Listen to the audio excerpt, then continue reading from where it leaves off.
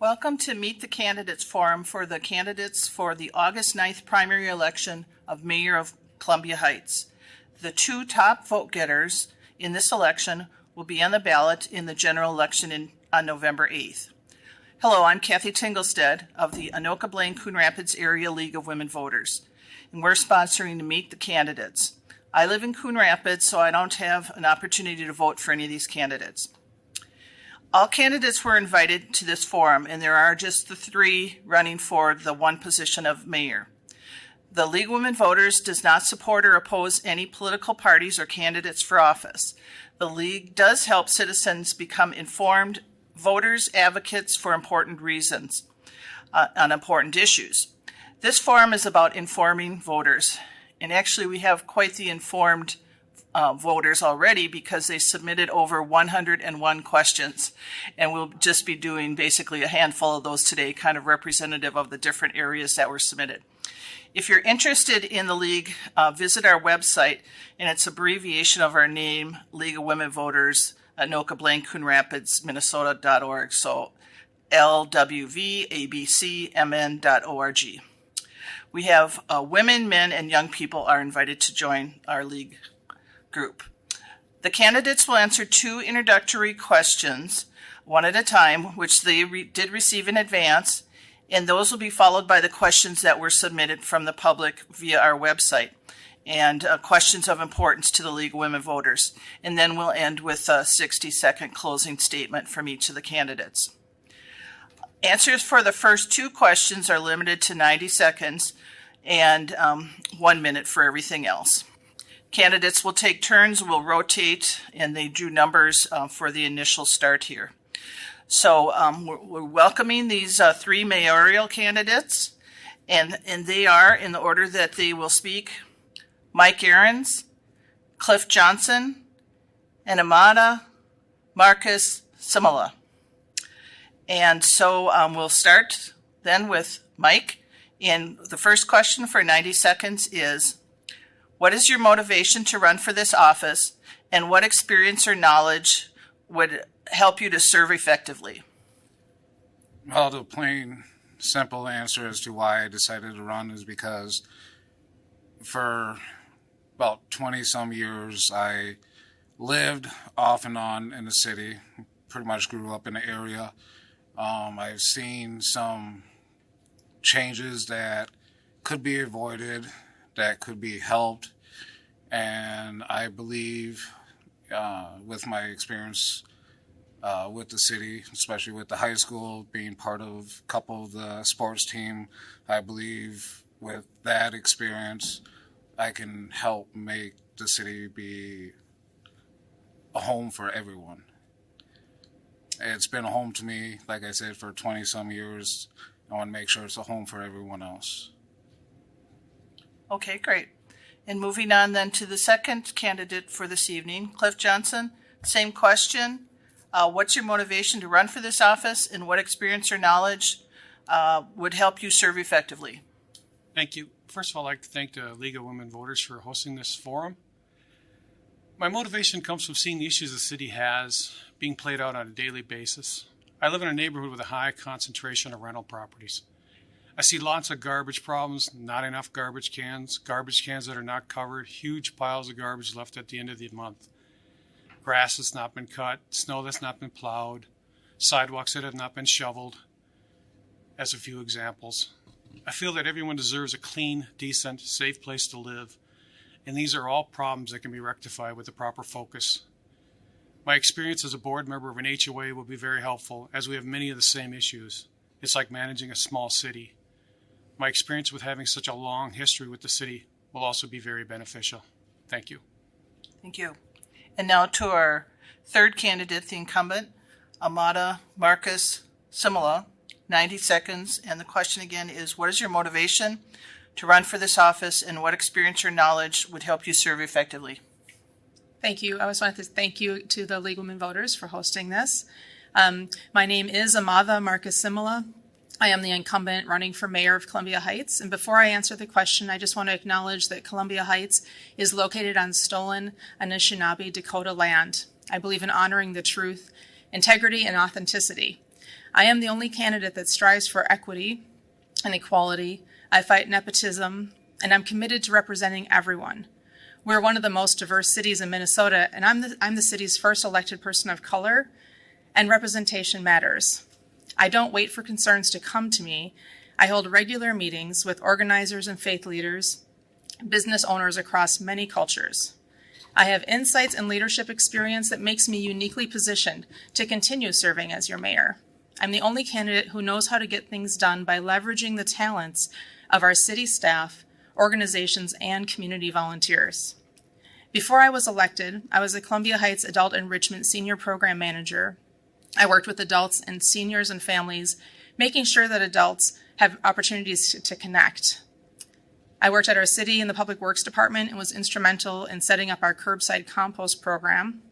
And I was and still a board member of several nonprofits, including the Fridley Columbia Heights Rotary Club and our local nonprofit Heights Next. As a mayor who connects with other elected officials in our region, I'm an active member of the Regional Council of Mayors, where I've led presentations on race equity and transportation.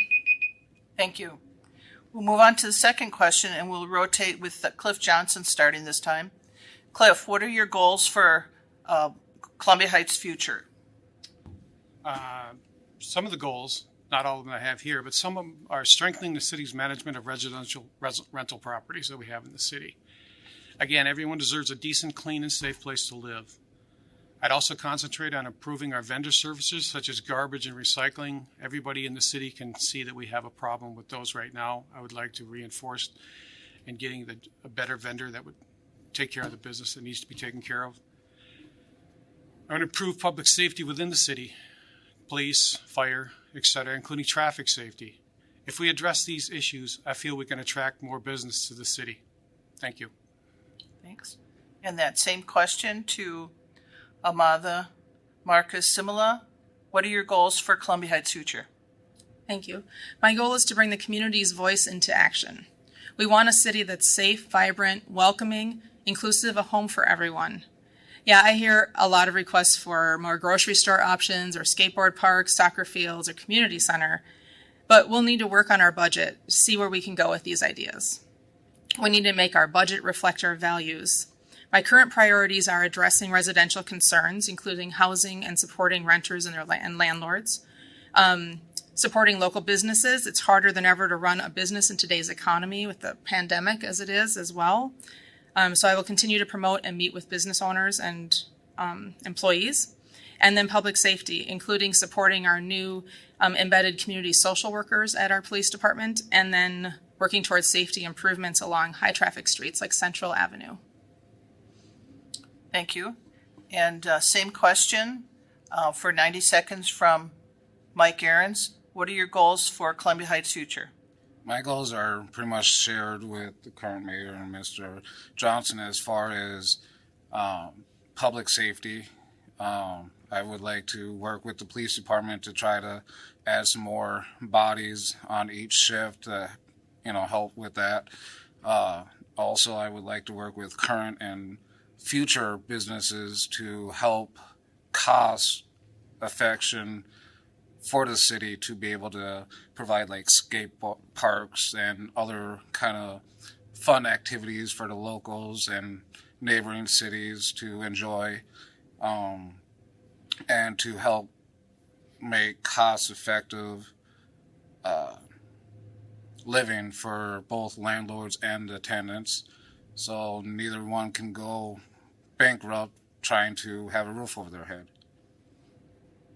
Okay, thank you. Now we'll move to the questions that were submitted online. And like I mentioned, there was 101 of them, and so we will not get to all of them, although I do encourage citizens to individually contact the candidates to have their individual questions answered.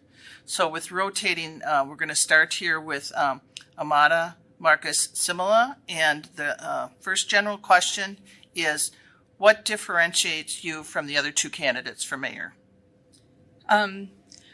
Moved to Columbia Heights 9 years ago and immediately got involved and became a neighborhood block captain, working through the police department. I joined our new nonprofit Heights Next startup and started doing many events in town. So I've met a lot of people as they're doing their volunteer work and becoming a part of the community. I haven't really had much of a chance to meet Mike or Cliff yet, so just as much as I've seen on their website, but I don't really have a way to answer the question too much of what makes us different. Based on what I've heard, we all want better things for our community.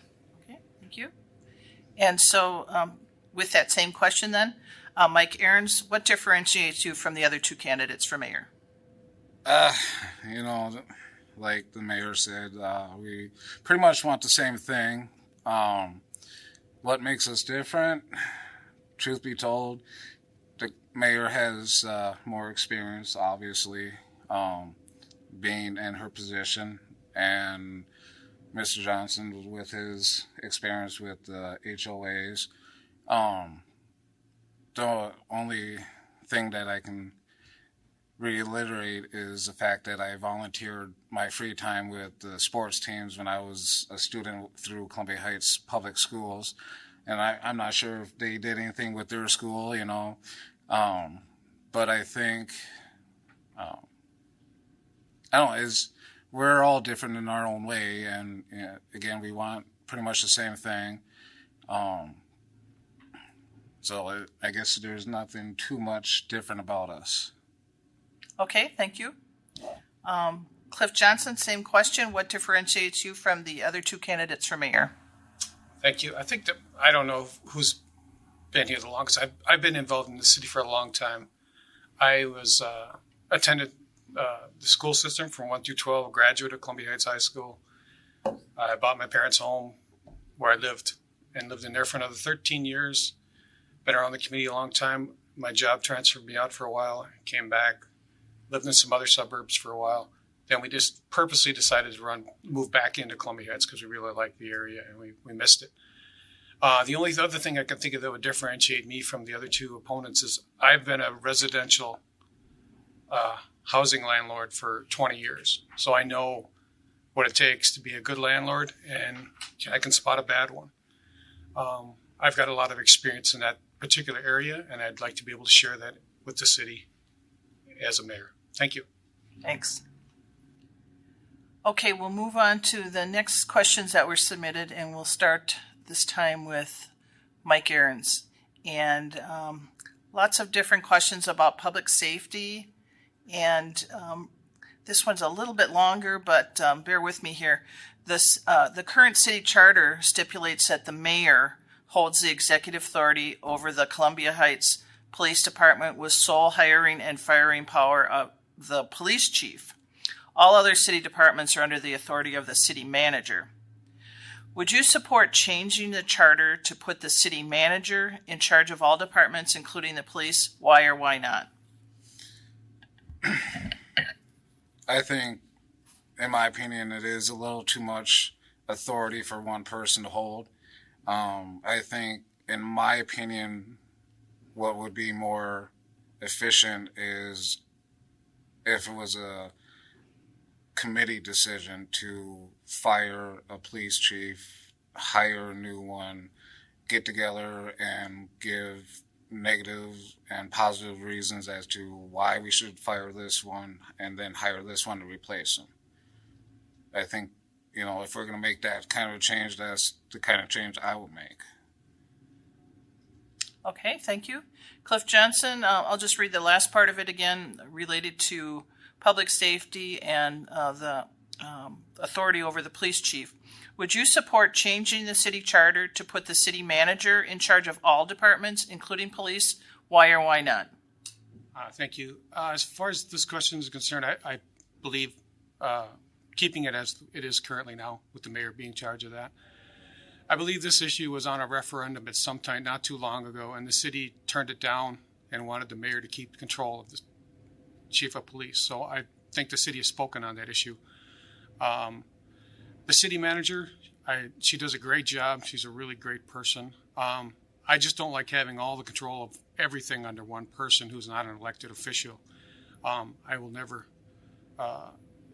if that's the way people vote, we take another vote, and that's the way the city wants to go, then I'm fine with that too. But the way it is now, I'm perfectly comfortable with leaving it as is. Thank you. Thanks. And that same question now to Amada Marquez Simula. I'll just read that last part. Would you support changing the charter to put the city manager in charge of all departments, including police? Why or why not? Thank you. That's kind of a funny question for me to answer since that's currently what I'm doing. But I believe that that it is going well as it is now.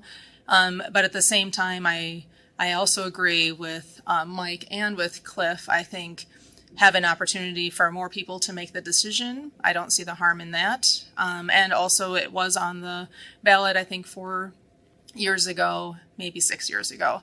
And the community did vote to keep it with the mayor. I think I would like to hear more information from the public, how they would feel about changing it. Okay, thank you. We'll go on to the next question, and this one is also specific to the mayor, and we'll start this one with Cliff Johnson.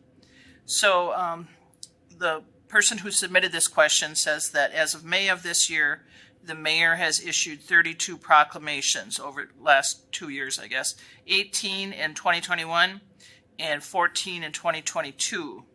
Would you continue that practice, and if not, why not? Thank you. As far as the proclamations are concerned, it is the mayor's prerogative to do those as they see fit. I myself would probably not do very many at all. I don't feel that it's my position to shine a spotlight and pick and choose who gets to do that. I would rather just keep mine strictly to like honoring a previous employer or an employee of some kind, or a public service like a policeman or a fireman, or some that kind of proclamation that someone has went above and beyond the service and been an excellent contributor to our city. So in that answer, I would probably not do nearly as many, but I can't say I wouldn't do any. Thank you. Thanks. And so that same question, Amada Marquez Simula, since you are the mayor who's done these proclamations, do you plan to continue that practice? Why or why not? Yes, I do. And the reason is that I think it's a great honor to take a moment and shine a light and reflect on our community. And I have invited the people who receive the proclamations to our council meetings. We have a small reception, and they have an opportunity to bring their families and receive acknowledgement that, for instance, I did one for acknowledging our healthcare workers. And it meant so much to them, and not just for the 4 people who came to receive them, people who live here in Columbia Heights, but to their families to know that someone took the time to acknowledge all the work they've done through this pandemic. So whenever I have an opportunity to take a light and shine sort of the admiration Columbia Heights has for our community members and everyone that makes the city the way it is, I will definitely take that opportunity. Okay, same question. Mike Ahrens. As of May of this year, there's been 32 proclamations over the last 2 years. Will you continue that practice? And if not, why not? With that amount, I don't think I would make that many, especially in only 2 year time. I would have to actually sit down and really observe what it is that I'm proclaiming to recognize. I'm not going to do it just because, Mr. Clifton here has been, part of HOA for how many years? 5 years. And he's done excellent work with making sure that that area is clean. Congratulations on that. But is it worth it? Depends on opinion. So I would have to have a committee, I guess you can say, to help me decide what the proclamation will be for and why. Okay, thank you. Next question relates to business issues in the city of Columbia Heights. And there's actually probably at least 10 questions submitted related to revitalization, what's going on with the city as far as redevelopment. And specifically, and this will be to Amada Marquez Simula, What do you do to promote new business in Columbia Heights and revitalize the large empty commercial spaces on Central Avenue and on 38th Street? What I'm specifically doing as mayor, one of the things I do is I love to visit our local businesses. I use social media frequently, and so checking out our restaurants, stopping at our local printers, stopping at our office buildings, and just saying hi, kind of, having the smile of Columbia Heights stop in and ask how they're doing and how can the city help them more. Inviting members of our community and business owners I've invited to come to city council meetings when they have questions. And I've met with them and talked to them, but then said, it'd be great for you to come into the meeting and let the council hear from you as well, any questions or concerns you have. And so using social media to boost our businesses' awareness and also to continue networking outside of Columbia Heights. Okay. And the same question goes to Mike Ahrens. What will you do to promote new business in Columbia Heights and revitalize the large empty commercial spaces on Central and on 38th Street? Well, I don't know if a lot of people are aware, but what used to be Rainbow for quite a few years was rumored to be a Hy-Vee. A lot of people, including myself, was like, yes, we get a grocery store again, our own grocery store. And, due to circumstances, that plan was shut down, and it still sits empty and has been sitting empty for, a little over a decade now, just sitting there, and there's only two things in that entire strip that's, still in business. There's other businesses that, unfortunately, due to not just the city, but the state occasionally voting to take certain items out. And because of that, sales has gone down. I worked at one, and I will be honest, I left that job because favoritism. Okay, same question. Cliff Johnson, what will you do to promote new business in Columbia Heights and revitalize empty commercial spaces on Central and 38th Street? Thank you. My feelings for new business and stuff, I think if we address the fundamental problems we have as a city, including some of the rental issues and some of the other safety issues and things like that, and garbage and all these other things that give us a kind of a black eye in the metro area, I think if we were to get all that under control, businesses would want to come here. We really wouldn't have to attract any. I think I still would like to keep attracting businesses, but I think we have to make this a very desirable city for business to want to be in. Right now, we've got a lot of foundational problems that we need to work through. I think if we can fix those, it will make selling of the Columbia Heights for a business a lot easier in the future.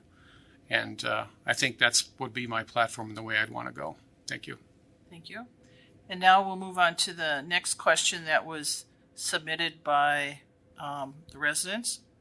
And this relates to traffic. And again, there were a lot of questions that were related to traffic. And so this will start with Mike Ahrens. And specifically, the question is, some people in our community say that we have traffic problems. What do you think? And how would you mitigate those concerns or change the situation? Michael.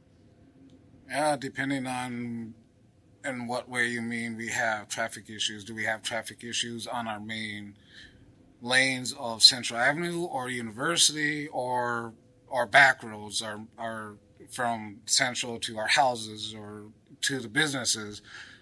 I think if it's pertaining to the back roads that lead to our houses, we need to fix those. And it's not just to our houses, some businesses as well. We need to fix those. There's potholes that could literally eat a car. And what do? We just patch it up and we're done. No, we need to do more than that. And, if we don't, it's going to cause more traffic issues. And, it could cost the city more money in repairing those cars. So we need to spend more money on properly fixing our streets so we don't have to deal with that. Okay, same question to Cliff Johnson regarding traffic. How would you mitigate those concerns or change the situation? Thank you. I think we got basically, I would think of as two basic safety issues, and one of them are our main thoroughfares, Central, University Avenue, and those have different answers than the rest of our city streets do. As far as Central is concerned, I mean, we're working with MnDOT now as a city to try and have some influence over how that particular roadway will be reconstructed. I would like to see no crossing of Central Avenue that isn't controlled by a light. I would like to see left-hand turn lanes just only, like you see many places. Because I live close to the McDonald's there in the Hilltop area, and there's a lot of accidents right there, and that's people trying to cross 4 lanes of traffic at once. As far as a local one, I'd like to see us hire more police officers. I know our police chief is trying to do his best job if he can because there's a shortage, but we need to really enforce the speeding limit within this city. Thank you. And same question to Amada Marcus Simula. How would you mitigate the traffic concerns or change the situation in Columbia Heights? I'm currently working on a petition with other community members, petitioning to bring awareness to MnDOT of our concerns for Central Avenue. And we've had multiple meetings this year. We met with them actually 2 or 3 weeks ago at the Dairy Queen right on Central, which was a great place to meet to see how actually loud and noisy it is. I've heard from many people that we don't just want a safer Central Avenue, but we want to enjoy it. We want to be able to go for a walk and not have so much traffic around us going so fast. So there are many ways that MnDOT is proposing that we can make these changes that are bringing in traffic calming measures. And then for our local roads, less uncontrolled intersections would help. And traffic calming measures such as bump outs and painted stop bars would help at our stop signs as well. Okay, great. And so all three of you had that question, right? So we'll move on now. There were several submitted regarding diversity issues, and many people will say that kind of the amount of diversity in Columbia Heights is one of the assets to the community and why people move here. So specifically, and we'll start with Cliff Johnson on this one. What actions would be a priority for you to increase the participation of diversity of residents in Columbia Heights and to have them involved in shaping public policy and promoting democracy in the city? Thank you. I guess as the mayor, I could use the pulpit to invite people and try and get as many people involved in the city government as they possibly can. And by government, I mean commissions and councils and running for mayor and all that stuff. And even involved within the city itself if they can feel they can offer the city through employment. That is pretty much the extent of what we can do is cheerlead people to get involved. I mean, it's very hard to do. I know that with the HOA trying to get my people to come to the meetings and actually vote on something. We couldn't have a quorum the last time because people just don't get involved. And I'd really like to see a lot more people involved within the city. I think it would really help us as a city. Thank you. Mm-hmm. Same question to Amada Marcus Simula. What would be your priority for increasing participation of diversity of residents in Columbia Heights for shaping public policy here and promoting democracy within the city? What ways I am reaching out and making our community's priorities is by being available, meeting people where they're at. I'm always in the parks, meeting people where they're at with their children, playing sports. I'm already hosting Zoom meetings with different cultural groups in our community. So I've met with our East African community multiple times, our Tibetan community, Native American community, and our Latino communities.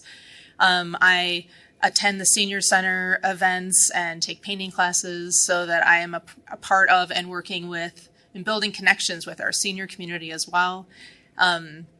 I have attended Zoom classes with our teachers during the pandemic, and just the other day when I was door knocking, a little boy said, "I know you, you're the mayor, you were at my class." And the dad said, "No, she wasn't." Because what mayors go to a kid's class? But I said, "Oh, no, I was on his Zoom class." So I'm meeting out there to really make those connections. Thank you. And same question to Mike Aarons.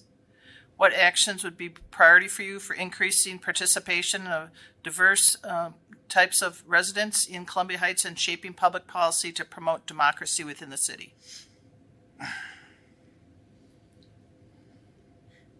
I fully,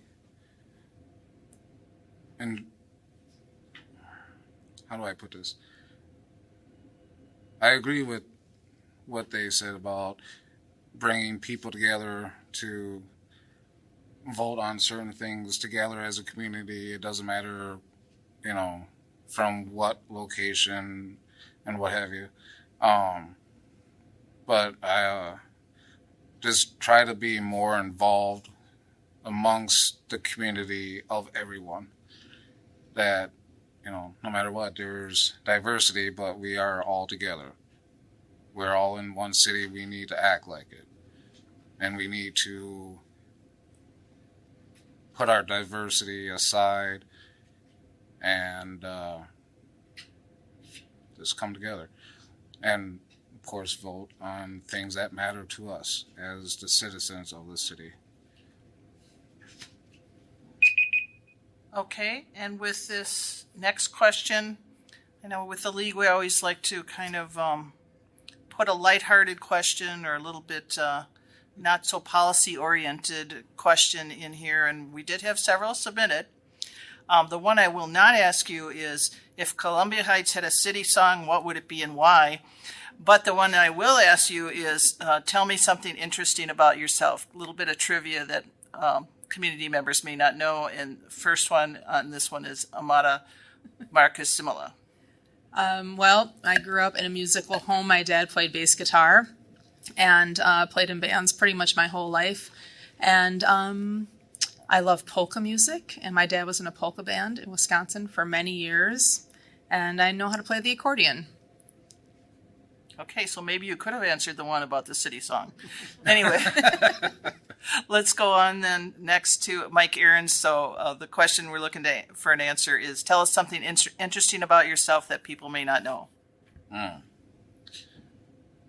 Well, the one thing that a lot of people don't know is because, certain things I keep personal. But, eventually, let's say I am elected and stuff like that. One thing that people should know is, I grew up with loving family.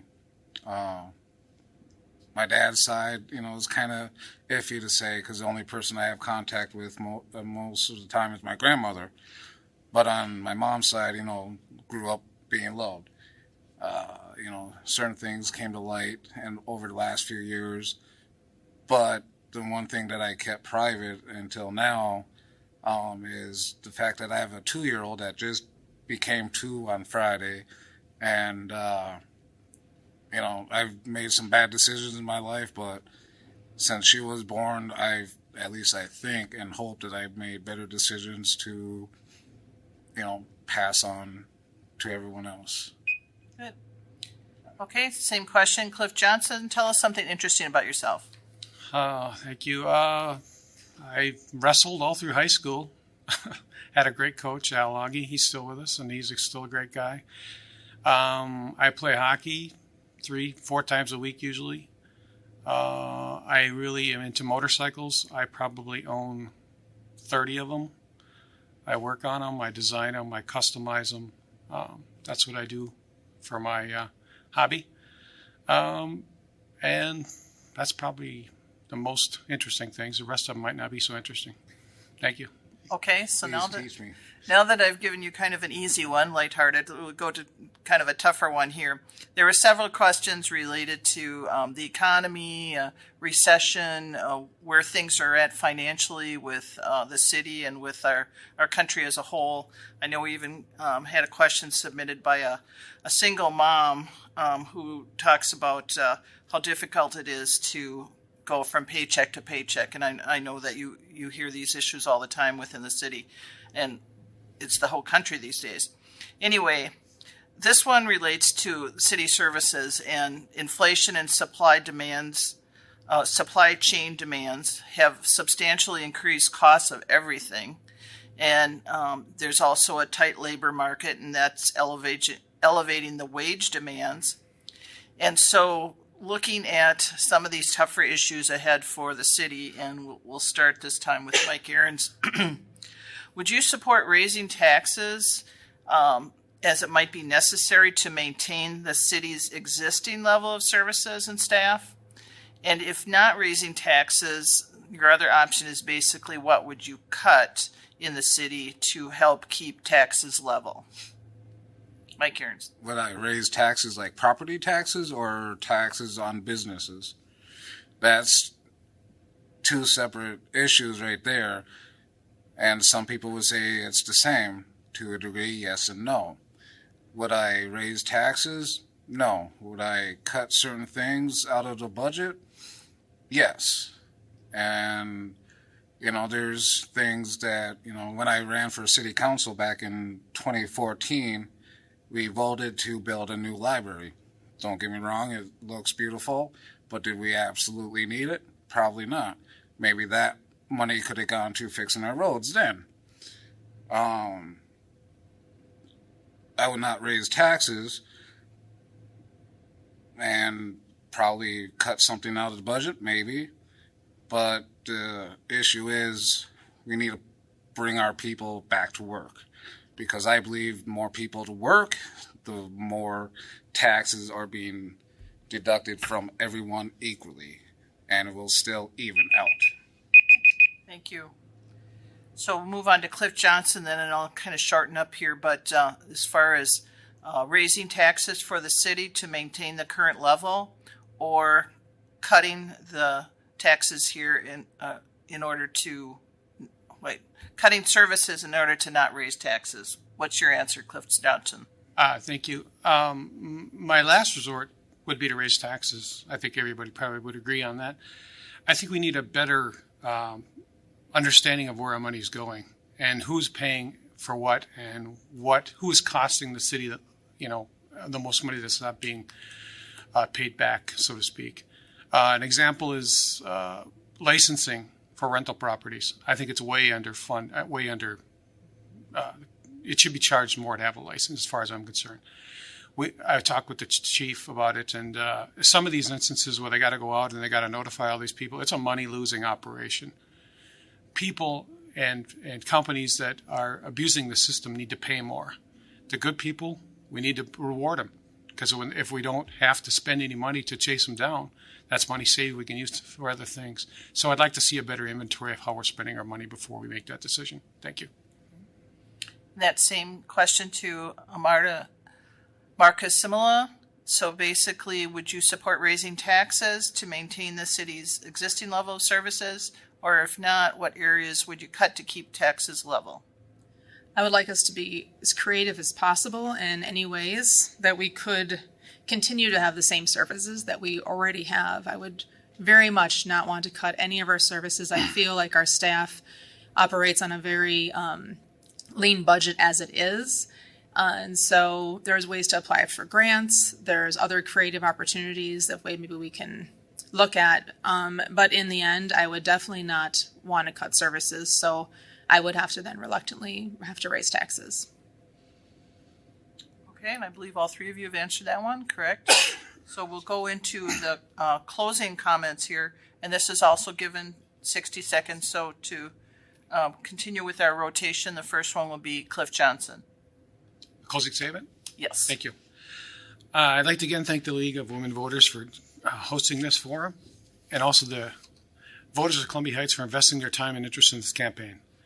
I'd like to let people know that I'm a totally independent candidate. I belong to no political parties and answer only to the residents of Columbia Heights. I'm a hardworking and very engaged person.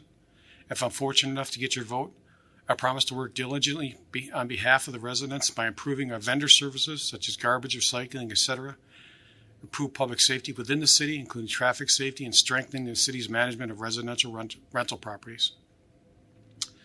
I invest very little time on branding myself, as you can probably tell, and actually uncomfortable with self-promotion, even though I understand it is necessary for running for office.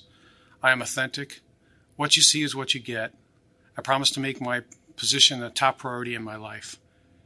I hope during this forum the voters have had a better understanding of who I am and what I'm about and what my priorities are. I think you have a clear choice between me and my opponents. Thank you.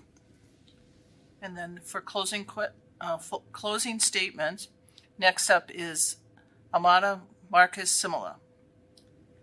Thank you to the League of Women Voters for hosting this again. I appreciate it, and it's been a pleasure.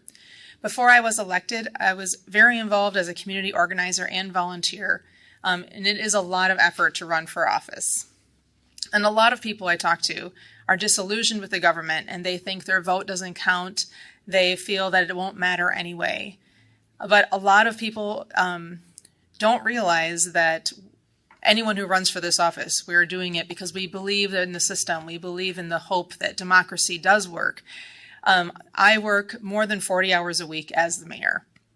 I don't have an assistant on staff, and I'm paid $6.63 an hour plus health benefits to do this position because I believe in it and I believe in taking care of our community. In fact, I gave up my paid position last year to make sure I had time to do this. My name is Amada Marcus Simula. I would be proud to earn your vote and to continue serving as the mayor of Columbia Heights. Thank you. And our final candidate for closing statements is Mike Ahrens. I would like to finally say thank you to the League of Women Voters for this opportunity to be here. It has been a learning curve. It's been an honor to actually see these two wonderful individuals in person and not just, posting on Twitter and Facebook and what have you. Like Mr. Johnson said, I'm self-promoting. I don't have any signs, even though it would be nice to have at least one. But, I will dedicate every waking moment that I have to serve this community that I grew to love. Excuse me. That I grew to love. Try to help keep it safer, make it more safer, and keep it safer, and bring prosperity to the city that we all love. Great.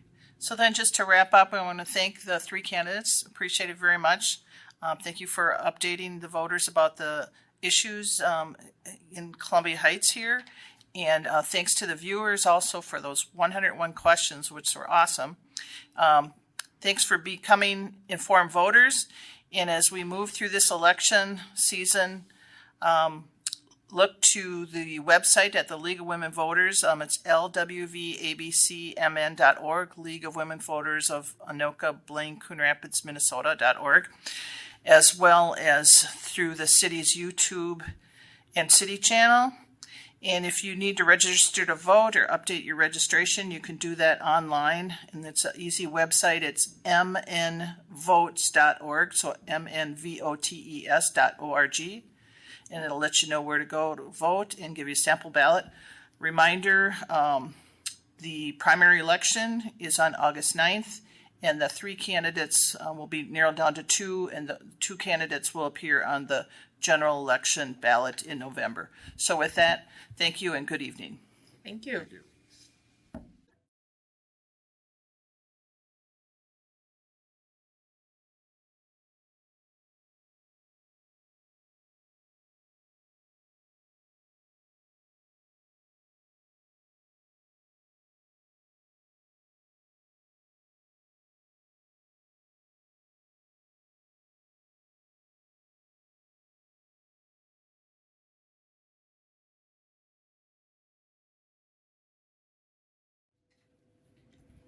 Good evening. Welcome to Meet the Candidates, a forum for candidates for the August 9th primary for Columbia Heights City Council. There are 7 total candidates for the August ballot, 4 of whom are here this evening. After August 9th, the 7 candidates will be narrowed down to 4 candidates who will be on the general election ballot in November. Hi, I'm Kathy Tinglestead of the Anoka Blaine Coon Rapids Area League of Women Voters, and we're the sponsors of the Meet the Candidates. I live in Coon Rapids, so I do not have a vote with these candidates. All candidates were invited to this forum, and as I mentioned, it was 7 of them. 4 are here this evening. The League of Women Voters does not support or oppose any political parties or candidates for office. The League does help citizens to become informed voters and advocates for important issues. This forum is about informing voters. And actually, there are quite a few informed voters already in Columbia Heights because we had 101 questions submitted. However, we won't have time for all of them this evening. They came from about 8 different categories, so I'm going to try to get at least one from each category as we ask questions this evening. If you're interested in the League of Women Voters, you could check out our website, which is abbreviations for League of Women Voters, Anoka Blaine Coon Rapids, Minnesota.org. And just real quick, I'll spell that out. LWVABCMN.org. And we welcome women, men, and young people to join our organization. The candidates will answer 2 introductory questions, which they've received in advance. Each of those will be 90 seconds. And then for the rest of the questions, as well as the closing statement, those are 60 seconds each. And the candidates will take turns in who's the first one to answer with each round. So welcome to these candidates this evening. And the order they'll begin speaking is Justice Spriggs, Nick Novinsky, John Merzin, and Rachel James. And so with that, we'll get started. And Justice, you'll have the first opening question for 90 seconds. And that question is, what is your motivation to run for this office, and what experience or knowledge would help you serve effectively? Well, first, I want to thank the League of Women Voters for holding this forum and for everyone tuning in tonight. Like she had mentioned, my name is Justice Spriggs. I'm a husband, new dad, and a 25-year-old fourth-year medical student at the University of Minnesota. I grew up in a family of teachers, and for the longest time I thought I was going to be a teacher as well. But talking to a couple family friends, I found out that I could combine my passion for teaching and my love of science in the field of medicine. My motivation to run for office stemmed from my personal experiences and caring for patients that I've seen. Our teams are often able to manage complex medical issues both in the clinic and hospital, but often these patients were going home to situations that negatively impacted their health. For example, many of them have lack of affordable housing, poor public transportation, inadequate access to good-paying jobs, and unsafe neighborhoods to navigate. We can diagnose and fix many diseases in medicine, but we weren't able to fix the root of their issues, which lies in policy failures. When I saw these same issues happening in Columbia Heights, I felt the need to step up and make a change. My training has prepared me well to serve on the council, as is rooted in listening, working collaboratively as a team, and finding creative solutions to complex problems. I also want to be a voice for the people of Columbia Heights.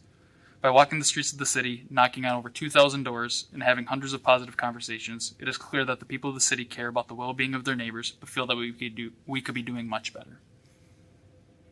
Thank you. And next candidate is Nick Novinsky, and the question is, what is your motivation to run for this office, and what experience or knowledge would help you to serve effectively? Oh, thank you. And thank you for hosting League of Women Voters. What motivated me is I'm a lifelong resident that has a passion for serving and helping the community. It has been that way since I was a child, really. And now I have 2 teenage daughters, so I want to continue to help make the city a safe, welcoming place for new families and current families that are here as well. Experience that would help would be, this will be my 6th year on city council. I'm currently serving as council president. I have been liaison to multiple boards, including library, park and rec, the school. And then with volunteer groups in the city, I'm with quite a few of them, and I've holded multiple board positions and offices. So I feel that I have a good understanding of what different groups like, and by firsthand experience and knowledge can help to guide and compromise the city to a welcoming place. Thank you. And next candidate is John Merzin with the question of what's your motivation to run for this office, and what experience or knowledge would help you to serve effectively? I'd like to thank you for hosting this tonight. And my motivation was I've been a lifetime resident of Columbia Heights. I worked for the city of Columbia Heights for 38 years. When I retired, I decided to run for council to give back to the city on what they gave me for all those years. The passion for the city, just to help residents out and to help them do whatever problems they have. They call and I talk to them, help them take care of the problem. And I'm on a liaison for the Fire Relief Association, the Planning Commission, and I was a volunteer fireman. That's why I'm on the liaison for the police and fire deal. And I just passion just with the city that everybody's so good here that I just cannot not run again to help the residents out and keep everything running smooth like it has been for the last 2 terms that I've been on city council. Thank you. Thanks. And the introductory question from our 4th candidate is Rachel James. And again, the question is, what is your motivation to run for this office, and what experience or knowledge would help you to serve effectively? Thank you, Kathy and the League. My name is Rachel James, and I'm running for City Council here in Columbia Heights because I love this city. This is just the fantastic small town in a big city. My husband and I have made this our home for the past 12 years. Our kids live here with us. They went to Highland Elementary. Now you'll see them running around the library and Central Avenue. This has been a wonderful place to live and to serve. My experience, I have a bachelor's degree in business administration with a minor in urban studies, a master's in community ministry leadership, and I spent my career working with families in nonprofits, churches, and educational institutions. I'm currently the director of Children, Youth, and Family Ministry at First Lutheran Church here in Columbia Heights. I volunteer a 2nd term now on the Parks and Recreation Board. I am a member of the Multicultural Advisory Commission to the Columbia Heights Police for the last 6 years, in which I've led up conversations on immigration and policing and race. I'm a volunteer with Crestview and Seika Nursing Home, bringing groups to serve there. I work with the Girl Scouts as a leader, and I've led community-wide efforts like helping with the Central Avenue cleanups here on through the Heights Next, and working to bring the Every Meal backpack feeding program to the Heights schools. Thank you. Thanks. And so our next question for the opening remarks, the question is, what are your goals for Columbia Heights future? First up would be Nick Nowitzki. Thank you. If elected to serve another term, my goal would be to continue to make Columbia Heights a safe, family-friendly, and welcoming community with a public safety force that's leading the way in community policing, continue to improve our infrastructure, which will hopefully bring in new and better businesses, and to see more developments come in that can help us reach our goals with the different varieties of housing that's needed to satisfy all of our current residents. Thank you. Thanks. And next up, John Merzan, what are your goals for Columbia Heights future? My goals for Columbia Heights future is to make Columbia Heights as safe as it's been for quite a while. We've got a great police department that I support, and fire department and public works.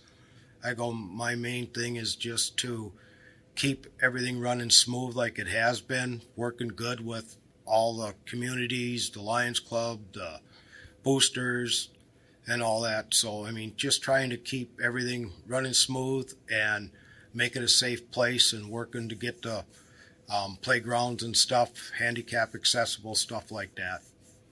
That's all I have. Thank you. Next up is Rachel James. What are your goals for Columbia Heights future? My goals for the future of Columbia Heights, number 1 is our livability.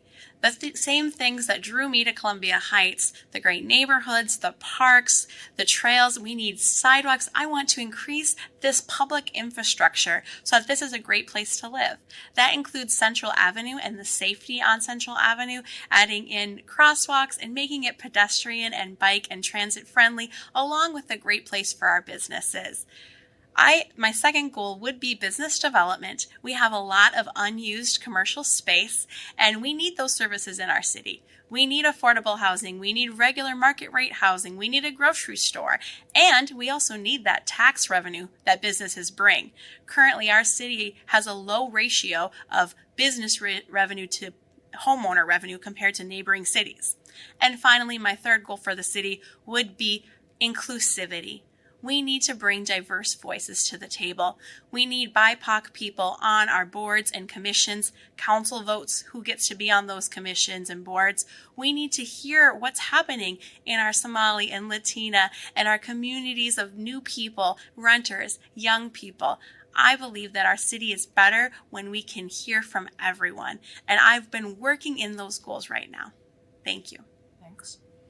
And so the last one to answer this first question, what are your goals for Columbia Heights' future?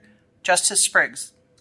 And thank you for the question. I think I like to break this down into both short-term and long-term goals. So my short-term goals for the city are that we should be taking action on measures that can quickly improve the lives of our residents. So things such as investing in our parks by adding soccer fields, adding a skate park, building a recreation center, investing in our arts programs, and adding sidewalks are things the city can do to better the lives of the people who are here. Also, a short-term goal of mine is to increase the transparency, responsiveness, and accessibility of the City Council. One of my main motivations for running for City Council stems from being vocal about multiple issues in our community that are important to me, but not receiving responses from some council members after contacting them. It's a core job of the City Council to listen to their constituents' questions and concerns and try to find a solution. As a council member, I promise to always respond to your questions and concerns, have frequent town halls, and always try to find a solution that works for everyone. In terms of long-term goals for Columbia Heights, I want to create a Columbia Heights that works for everyone and allows everyone to thrive. This includes things such as redeveloping Central Avenue into a main street for Columbia Heights, bringing new businesses that create local jobs for residents of the city, fostering strong partnerships between our city council and schools, bringing back a dedicated medical clinic to the community, and improving the transportation infrastructure of the city, including the addition of a microtransit program that helps those who are in need navigate our city. Over time, these things will help create an atmosphere where all feel welcome to work, live, and play here. Thank you.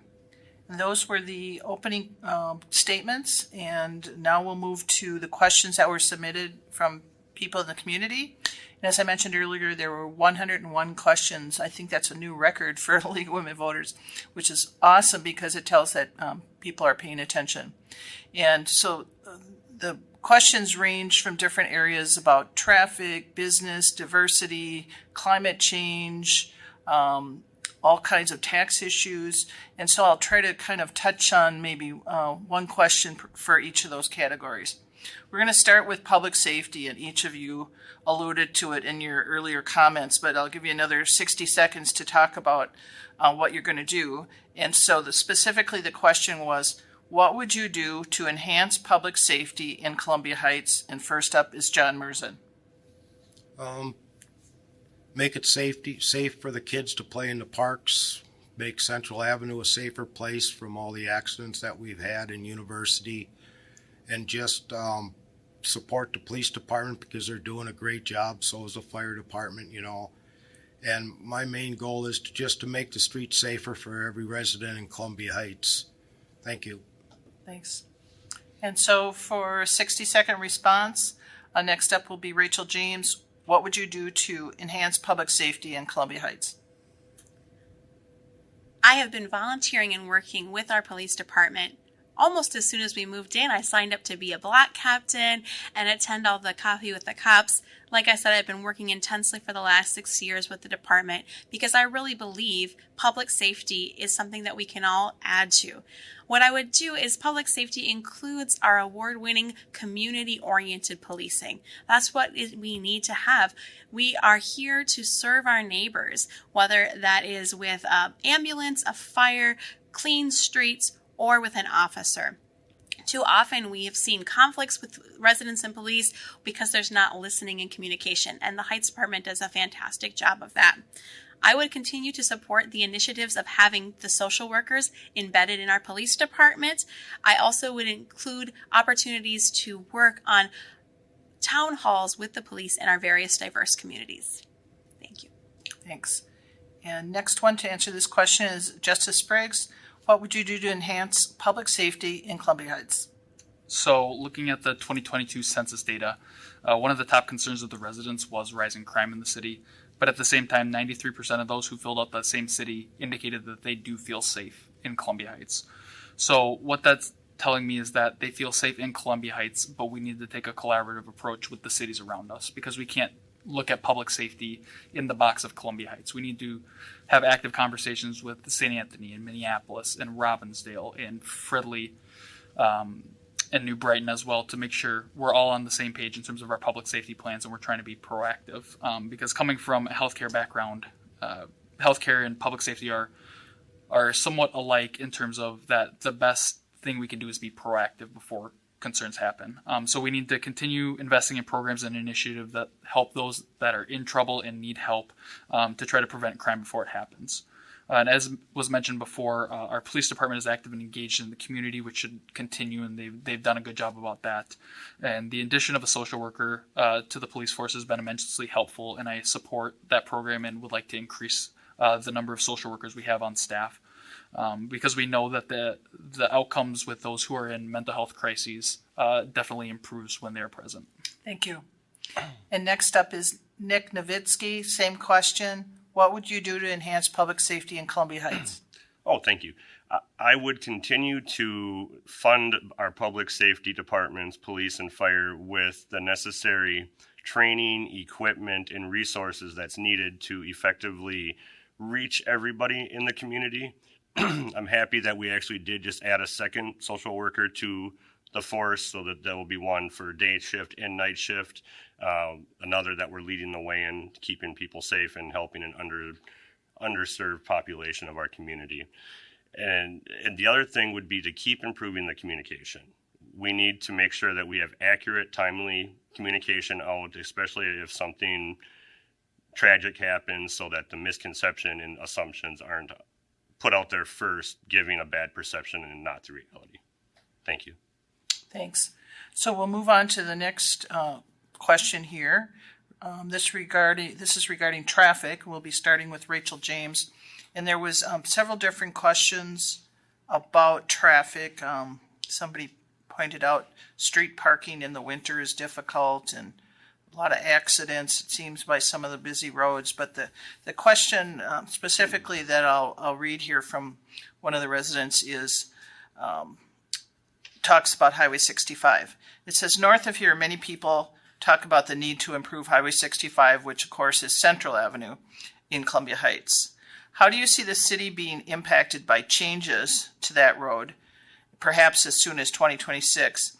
And what might the city of Columbia Heights do to get ready for the changes along 65 and Central? First up is Rachel James. Thank you. We all know that Central Avenue is really the heartbeat of our city. It's the face that people see when they come through. It holds the vast majority of our businesses. But right now, Central Avenue is slated to be redeveloped through the Minnesota Department of Transportation. They are currently hosting public meetings, and there is a group in Columbia Heights working to petition them to take into account the needs of Columbia Heights, because too often we've been a pass-through city.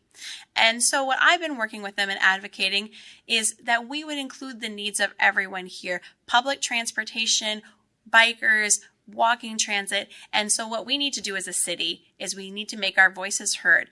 I think there is strong representation from our state representative, Aaron Cagle, who is on the team that is redeveloping Heights, and we need to partner with the state and our elected officials here in Columbia Heights to make it safe and more beautiful. Plant some flowers, get some lights on there. Thank you. And next up, Justice Spriggs, regarding transportation or traffic issues. How do you see the city being impacted by the changes on Highway 65 and Central? And what would the city of Columbia Heights do to get ready for those changes? And thank you for that question. I think a lot of the concerns around Central Avenue are about the safety for both walkers and bikers, and then obviously for the drivers as well. So when we're having these discussions in open forums with MnDOT, there are a lot of questions and concerns and proposals being brought up, but in my opinion, the redevelopment should be centered on on all people who use that, not just as a way to get in and out of Minneapolis. So in terms of things that the city can do or things we should be promoting, should be looking at different ways we can improve the walkability of Central Avenue, such as increasing the width of sidewalks or increasing the width of crosswalks, in addition to setting up our businesses for increased traffic as well. Because if we improve their accessibility, they're going to be seeing more business as well. So that's something we should look at. Great. Okay, next up is Nick Novitsky. And that question again relates to traffic and roads in our area. How do you see the city of Columbia Heights being impacted by the changes? And what might the city do to get ready for those changes? Thank you. Let's see. For Central, we will be impacted not only on Central, but our side streets that the city does have more control over. And I would like to see more of a stop sign study done, take away some of the uncontrolled intersections, and make more sense of our stop signs that we currently have, because there's going to be more people traveling off Central trying to get around the back streets. And if we have a more clear system of stop signs and yield signs, that'll help out that way, and we can be prepared. Also, we just made some updates to the right-of-way clearance so that we can keep the intersections clear, so that you have a better sight line for walkers and bikers and pets and people that may be trying to run out at the corners. So preparing our side streets for when Central happens is what I would do. Okay, thank you. And next up will be John Merzan. How do you see the city of Columbia Heights being impacted by the changes on 65 and Central? And what might the city do to prepare for those changes? Well, talking with MnDOT when we had those couple meetings, that MnDOT's really interested in working with the city right now, with the council and the residents, to get this straightened out, to stop the pedestrians from getting hit and all the traffic accidents on Central. So I think MnDOT's really listening to us pretty good right now. So I think once MnDOT gets something figured out, they'll bring it back to the residents and the city council and let us know what their decision was, and see what we can work with them. If there's something that we don't like, that we can get it changed so that everybody can work together and get that Central Avenue, the speed slowed down. I'd like to see it 30 mile an hour from 53rd all the way to 37th. Just make it one straight thing instead of 30, 40 mile an hour zone. So that's all I have. Thank you. Great. So we'll move on to another question. This is related because it has to do with businesses in Columbia Heights. And so we'll start with Justice Spriggs. And the question is, what will you do to promote new business in Columbia Heights and also revitalize the large empty commercial spaces on Central Avenue and on 38th Street? I think an easy thing to continue that the City Council is currently doing is the facade program to kind of help revamp and redevelop some of the businesses on Central Avenue. I would like to continue or expand that program all the way up to Central or up to the Fridley border, so that all businesses would be available to apply for that. In terms of promoting small business, a lot of them reside on Central Avenue, so it is deeply intertwined with the accessibility and drivability of Central Avenue. So if we can design Central Avenue to be a main street for Columbia Heights, where cars are part of the picture and not the majority of the picture, you're only going to improve the small business access there. I think we also need to take a look at what types of businesses we are bringing into Columbia Heights, especially with some larger commercial sites available. I know a grocery store is a big ask of a lot of people, and I think that would be a great addition to the city. And also looking at newer, smaller businesses and restaurants and shops that fit our smaller town feel and will also bring jobs to our community. Thank you. And so next to answer this question will be Nick Novinsky. What will you do to promote business in Columbia Heights and revitalize large empty commercial spaces on Central and 38th Street? Thank you. To promote new business, I do like the facade improvement program. As Justice had said, we did actually just increase it to cover all of Central Avenue as well. And I believe that does help and will show any potential new businesses that we do care as a city. We like to work together, and that we're improving our infrastructure with each development that we do. The mess right now on Central is sewer related to help with infrastructure for any future developments. And if we have a good core and a good relationship with current businesses, I believe that'll help attract new ones to come in. Thank you. Great. Next will be John Merzen. What will you do to promote new business in Columbia Heights and revitalize empty commercial spaces on Central and on 38th Street? Well, we've been working really close with community development, and they've been reaching out to a lot of different aspects on different businesses that we could get in throughout the whole city. And they've been trying their best and with the working to get us a grocery store where the old Rainbow used to be. They're working hard on that, and I think they might be pretty close to getting something in there right now, the way they talked. And just hope we've been trying to get. We got that new brewery coming in over there on 40th and Central by Napa and that. So we've been community development in the city and the council's been working hard trying to get new businesses in here right now. And that facade program's been working out great. We've had a lot of people come in on Central Avenue and 40th that wanted to upgrade their businesses, and it's been working out great for us. Thank you. Sounds good. And the final candidate to answer this question is Rachel James. What will you do to promote the new business in Columbia Heights and revitalize empty commercial spaces on Central and 38th Street? Thank you. Businesses are so important to our community to provide services for our residents. I'd love to be able to shop for my groceries in Columbia Heights and go out for a beer at the new brewery. But we also need that for jobs and for tax development. The City Council has the opportunity to create zoning opportunities, conditional use permits. We have a fantastic city planning and community development departments here at the city, and we can be behind them and support their uses. There is grant programs. The facade program has been mentioned. I was talking with a business owner on Central Luis at El Tequila, and he said that has made a huge improvement. But what is even going to help is the domino effect of new housing going in, new residents, more customers.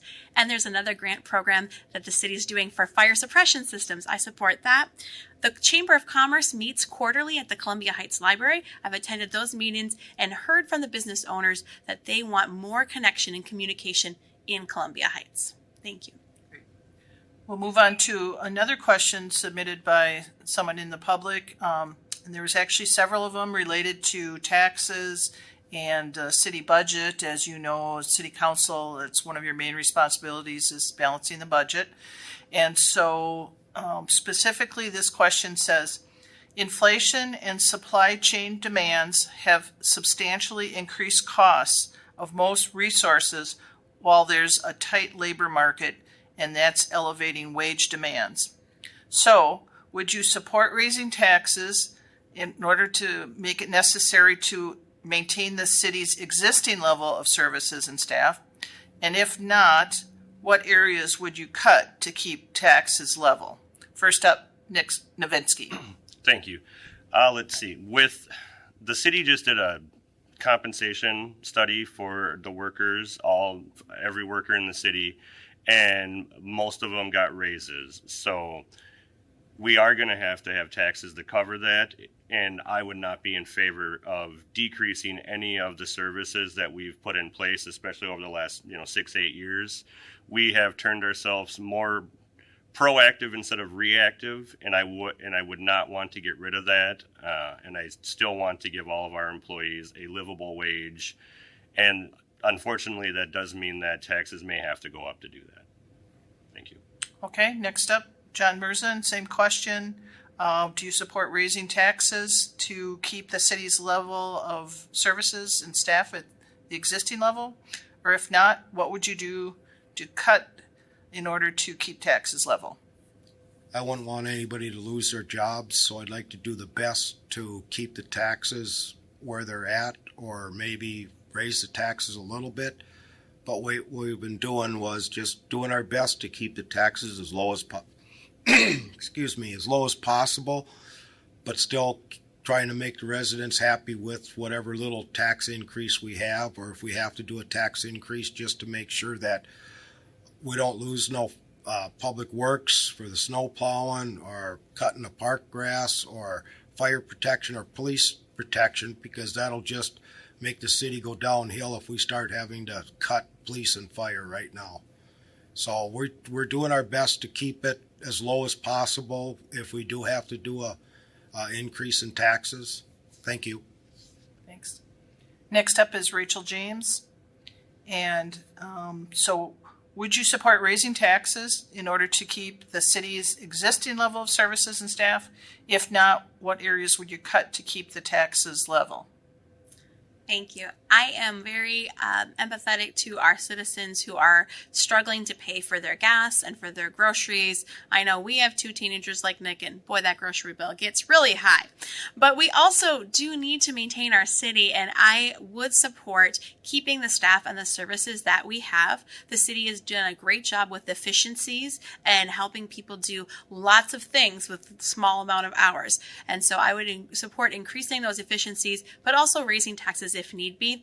And like Justice mentioned in our city survey, almost everyone wants to increase some of the infrastructure in our parks, whether that's new accessible playgrounds or dog parks or skate parks. And I would support a few dollars a month tax increase to increase our public services. And overall, I think that we are using our tax money very efficiently in Columbia Heights, and I'm very proud of the work that's been done for that so far. Thank you. And the final one to answer this round of questions will be Justice Spriggs. And what would you do as far as support in raising taxes to maintain the level of the city's existing services and staff? But if you would not raise taxes, what would you do to make cuts in order to keep taxes level?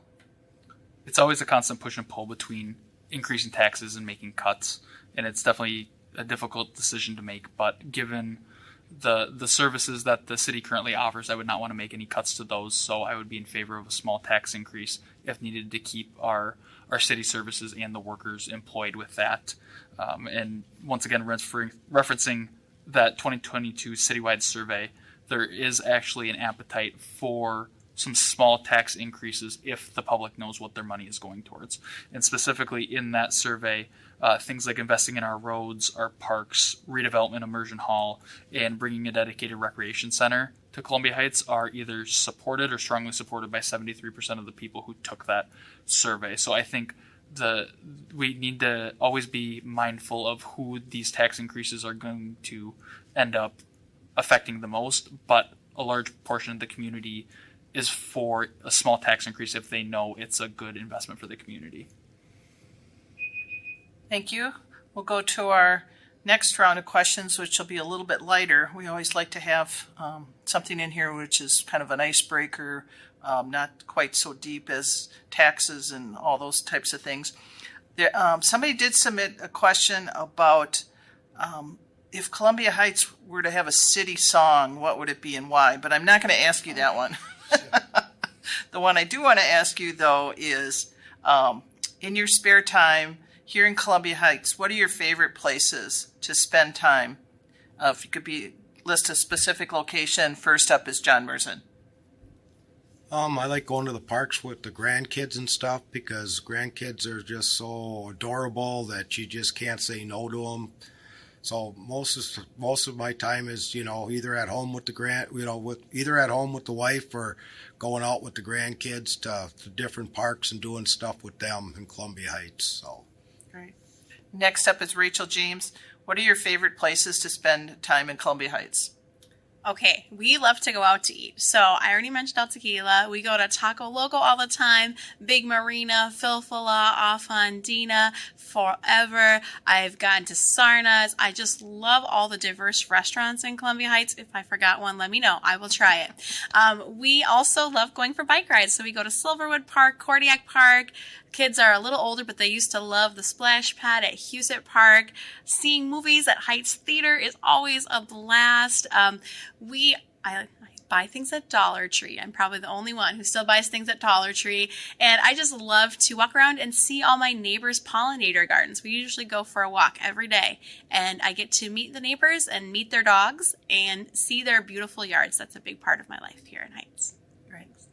And next up is Justice Spriggs with the question of, what are your favorite places to spend time in Columbia Heights? I think, like Rachel mentioned, our family is big on eating out and enjoy that. A couple favorites for us are Heights Pizza Man. Definitely recommend that, and Sarna's as well. And we live pretty close to Kodiak Park, so it's just a block away. So we are often walking our newborn son and two dogs around there, and then also taking our newborn son to the various splash pads, and especially at Husa Park. And I might date myself a little bit, but way back in the day, my parents used to take me to Castle Heights when that was still a thing, and my sister and I really enjoyed playing on that. Great. And next up to answer that is Nick Nowitzki. What are your favorite places to spend time in Columbia Heights? Probably the parks. Ever since the kids were little, we would always go to the parks, go for walks, go to different playgrounds. Sullivan, we live close to there, so that was one of our favorites. And then also Immersion Hall, because of all the great park and rec programs. It's a great place to meet new people in your community. I know my kids met a lot of their friends there, and still have them when they're growing up. So really just taking advantage of our parks and the community buildings that the city has to offer. Thank you. Great. And I believe that was everybody on that one, right? So we'll move to the next question here. The first one will be Rachel James. And this one relates to diversity. I know you mentioned different restaurants, and probably most people in the metro consider the city of Columbia Heights to be a very diverse area, lots of multiculturalism. So specifically, the question is, what's one new way that the city of Columbia Heights could embrace its growing multicultural identity? Thank you so much. Before I get into that, I forgot to mention the library. We go to the library every week with as many books as we can carry. That's also a favorite place. I think that the diversity of our city is one of the strengths. That's one of the reasons why I wanted to move here. So for me, how we can encourage and connect with that, one step is to develop an equity statement for our city, which would be something that the boards and councils and the council itself could look at when making decisions, could look at when we're appointing new members to teams, could look at when deciding how to do our funding. Our city has a large, diverse Somali population, Latino population, Native groups. We can continue to support the efforts to include those voices in our leadership. We also have our own Columbia Heights Pride Festival. The LGBTQ community here is organized, and that is a huge part of what makes a small town a part of a great community. We have renters, we have senior citizens, we have homeowners. All of us together need to communicate and connect. Thank you. Okay, and next up will be Justice Spriggs. What's a new way that the city of Columbia Heights could embrace its growing multicultural identity? And being biracial, to my knowledge, if I was elected, I'd be only the second official to ever serve on the city council in the 102-year history, with the first being elected in 2020. So I think in terms of when we talk about diversity, equity, and inclusion, it's great to say things, but we also need to back that up with action.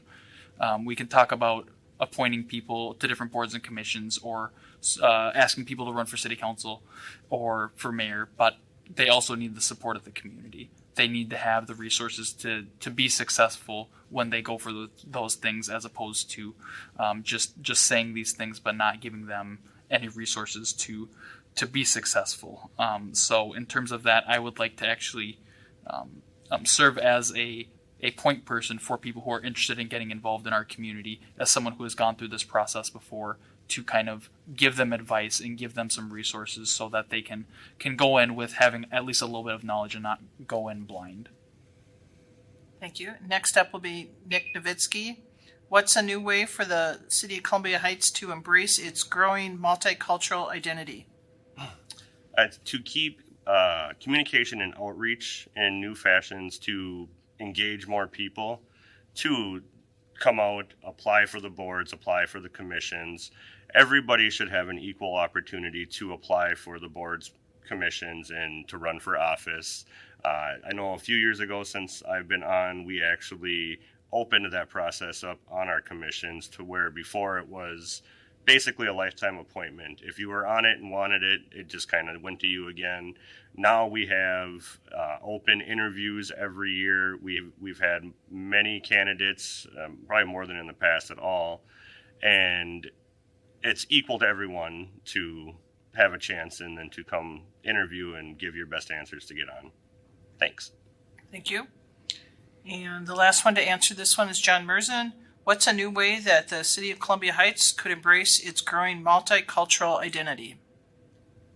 Well, we've been doing, like I agree with what Nick said with the different commissions and stuff and board members. We changed that around and it's working out really good right now. But just, maybe we could just have some more oriented picnics with just bring a bunch of people together, have it at a park, get some more, diversity going, just open it up to different people and stuff. But we've been doing a good job, with our diversity from what I've seen, because for my whole life here, it's really changed and it's looking really good right now. It's going forward good with the diversity that we're doing right now, and we're working on making ourselves better over the years. So, thank you. Thanks. And I believe that was everyone that answered that one. We'll start this next one will be with Justice Spriggs. And I'm trying to look at some questions that kind of talked about some of the business things and diversity things. I know I learned some new information about Columbia Heights as I was going through here. And one of the issues relates to zoning. And I know that zoning is a big issue for city councils.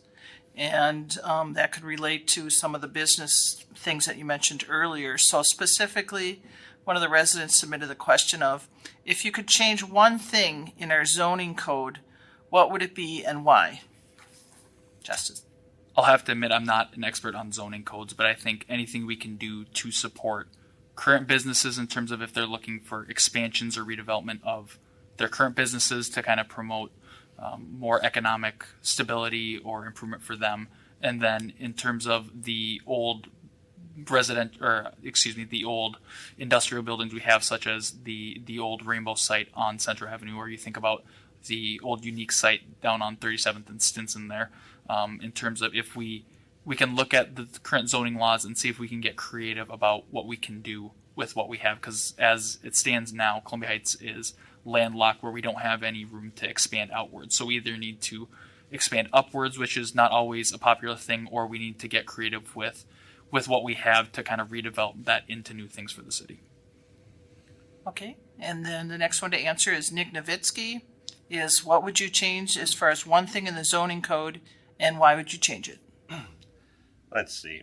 With the mixed use zoning code, I would like to see a hard number of percentage on what the business has to be, because the way it is right now, we can have a huge development of apartments or living facilities, and one small portion has to be business.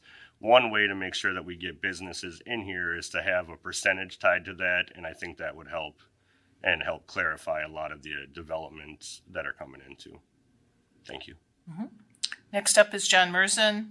If you could change one thing about the zoning code, what would it be and why?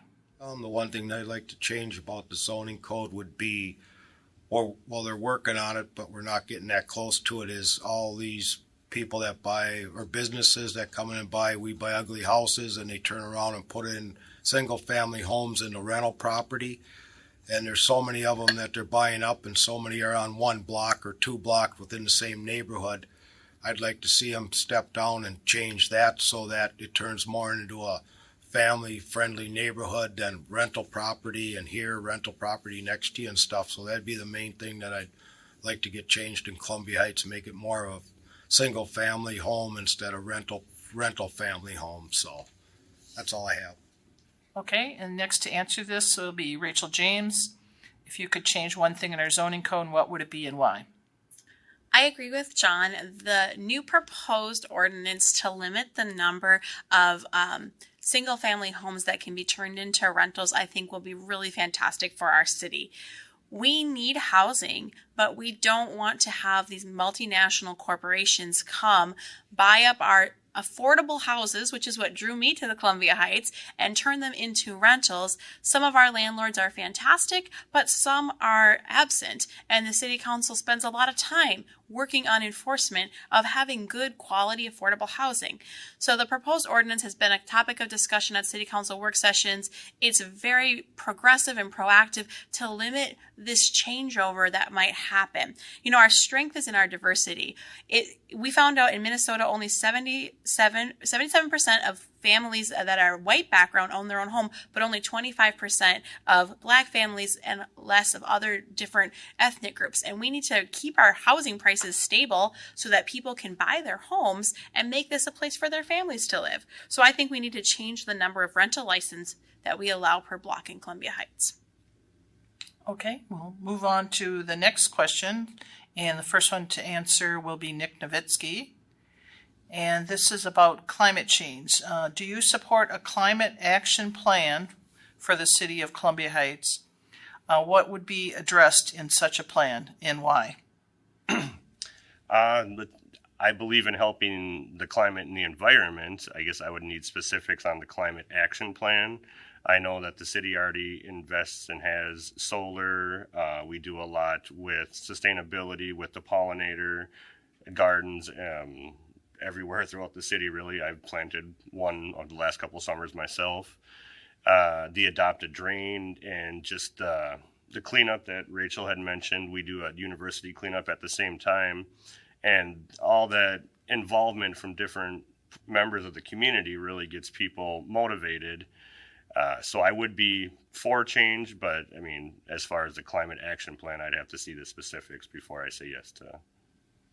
Thank you. Same question, John Merzan. Do you support climate action plan? And if so, should it be addressed? What should be addressed in the climate action plan? I'm not that well up on the climate, but you know, the whole climate thing. But like Nick said, the climate action plan, if it does come down, I'd like to read more into it, more understand it before I make a decision on it. But if it sounds like it's going to work because we're just a small community, it's not like we're going through the whole world, you know. So, you know, it's something for us to do a climate thing. We'd have to really look at it, make sure that it works for our community and it's not going to backfire on us and what we decide to do it. If we have to do it quick, it might not work out for us. But I'm in favor for it. Is once they get a better plan or tell us what we're doing, then I'd be more than happy to support it and look into it. Thank you. Thanks. Next up is Rachel James. Do you support a climate action plan for the city of Columbia Heights? What should be addressed in such a plan? Yes, I support a climate action plan for Columbia Heights. We are doing a fantastic job, as Nick said, with the solar energy from our city buildings, and I'd like to see that program expanded into our businesses and residential. I'm a volunteer with the Mayor's Monarch Pledge, and so I work on the pollinator gardens as well, and our Monarch Festival coming up. I'm Adopt a Park, Adopt a Drain, but we have seen already the effects of climate change in Columbia Heights. When we were talking about the parking ban enforcement, the public works employees were talking about the number of snowfalls. November doesn't have nearly as many as it used to have 20, 30 years ago. Our city forester is fantastic, Liam, and he has talked about planting trees in Columbia Heights that are climate change resistant, knowing that this is already affecting our city. So I believe our city must do its part to help our city stay green and clean for the future. And that is a huge passion of mine and something I've been working on in the last 12 years I've been here. Thank you. Great. And then the last one to answer this set of questions is Justice Spriggs. And do you support a climate action plan? If so, what should be as part of that climate action plan? As a scientist by training, I have my undergrad degree in biochemistry. Yes, I would support a climate action plan because we are already seeing the effects of climate change in Columbia Heights, as Rachel alluded to.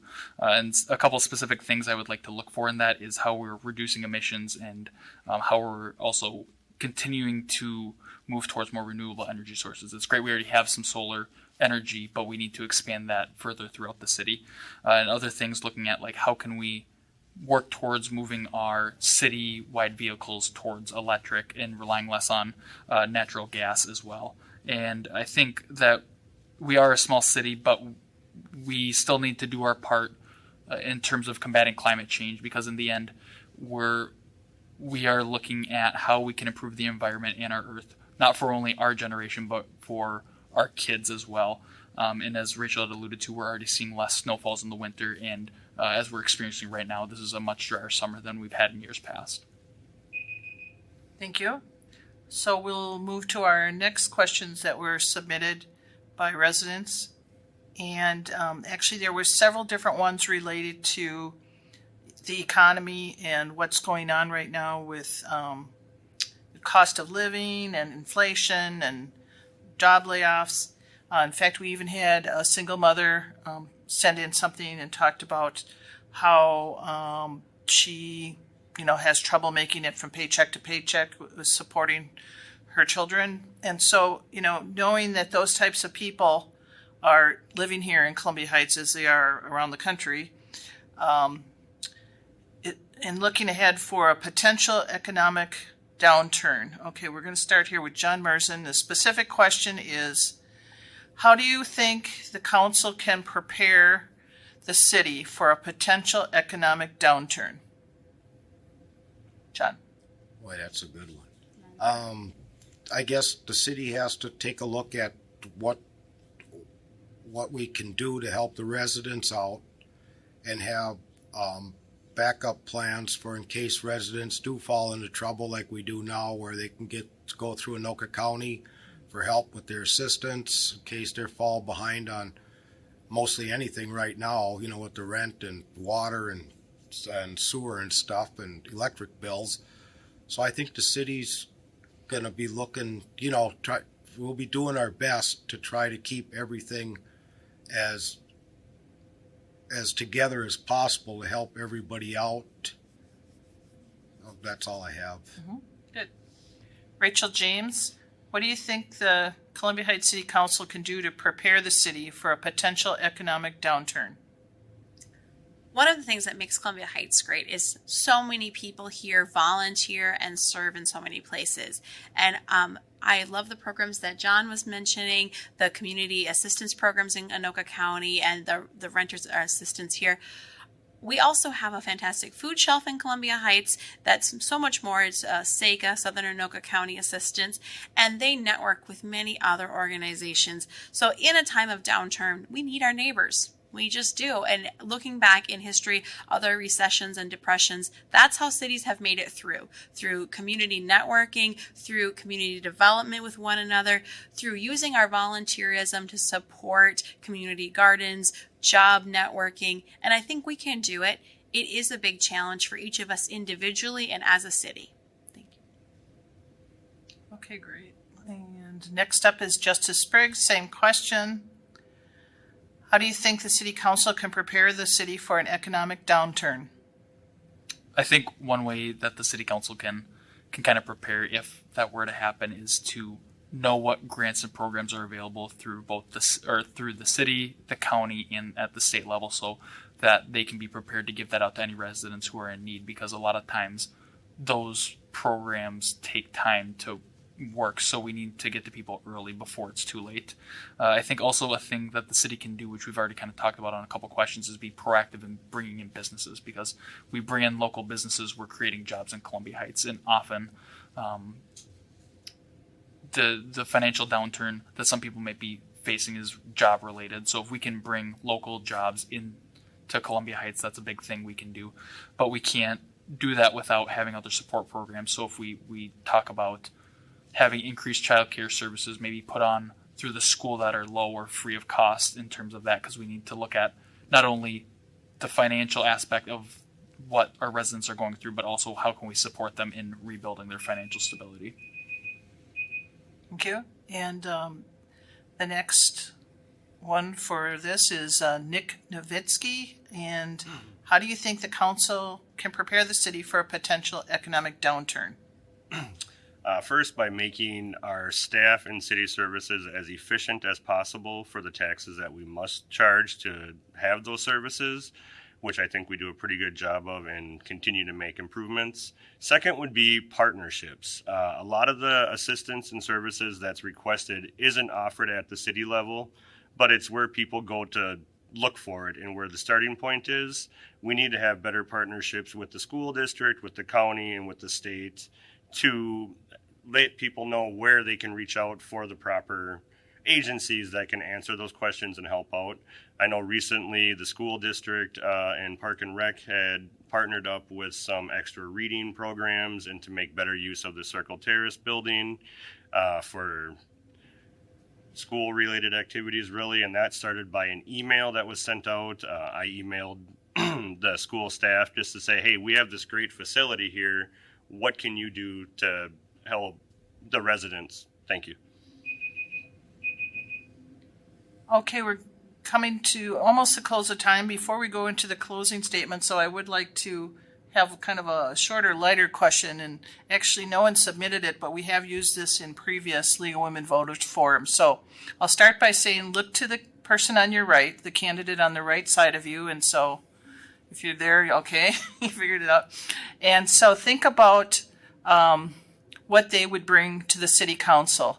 And you guys have been so informed and cordial this evening. I've been very impressed by that. And so as far as being able to work together, so if you were elected and the person to your right was elected, give me one characteristic that you think would be helpful with that person and what they would bring to the council. So we're going to start with Rachel James about John.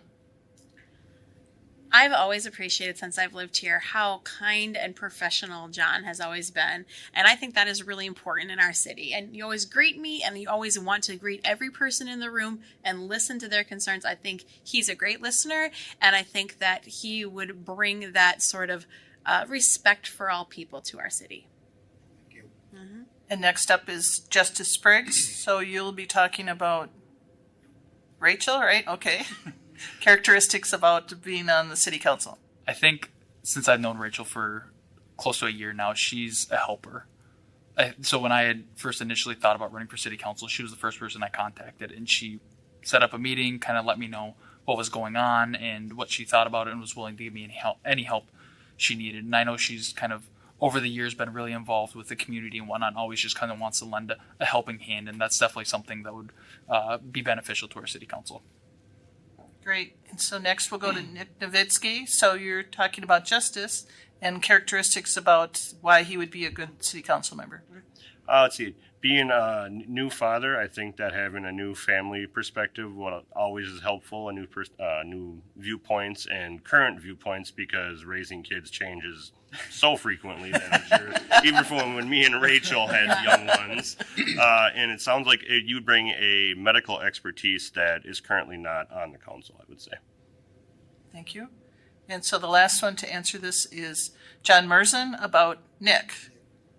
Nick, he volunteers his time to all different Lions Club boosters, everything. I mean, that's besides having a family passion with his daughter's softball team and stuff going on the weekends. I mean, Nick gives more time to, like he should, to the family and to the city and to the groups that he works with. So to me, he does a great job volunteering. He's a good guy, and he's always gives us a good laugh once in a while. So that's all I have. Okay, good. So we'll go into closing comments now. So 60 seconds to kind of give your final comments about running for city council here in Columbia Heights. And first up is going to be Justice Spriggs. So again, want to thank the League of Women Voters for holding the forum tonight and allowing all of us to share our visions for the city. As I stated before, I'm a husband, new dad, and fourth-year medical student at the University of Minnesota, running to represent you all at Columbia Heights City Hall as your next city council member. I'll bring a fresh, diverse perspective to City Hall that will represent all the people of Columbia Heights. My medical education with strong training in medicine, science, and public health has prepared me well to tackle the challenges that we currently face as a city. I believe that the people of Columbia Heights are deeply rooted in making the city as best it possibly can be, and that is exactly what I tend to do. The profession of medicine is inherently political. We must be vocal to make our presence known in for the health, safety, and well-being of our patients and communities. And I often think back to the famous German physician Rudolf Virchow's quote that medicine is a social science and politics is nothing but medicine on a larger scale. So again, my name is Justice Spriggs, and I want to be your next council member to be the voice of the people for Columbia Heights. Thank you. And closing comments, Nick Nowitzki. Thank you. Let's see. First off, I'm a husband. I'm a father of 2 teenagers. I'm a small business owner. And if elected to keep serving for the city, I will bring all those perspectives, plus the multiple volunteer groups that I'm with, the Lions, Boosters, Kiwanis. They all give me firsthand experiences, opinions, and viewpoints that I wouldn't have had otherwise. And I will do everything I can to keep making partnerships with the school district and the county and keep our city a safe, welcoming place.